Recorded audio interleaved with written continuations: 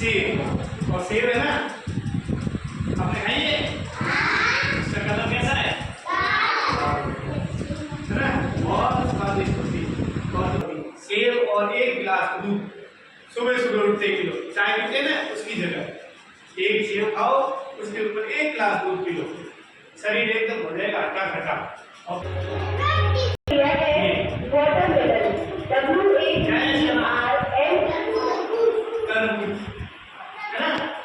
Watermelon बोलते हैं। Watermelon क्या होता है?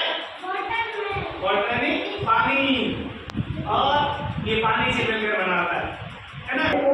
Watermelon means तरबूज।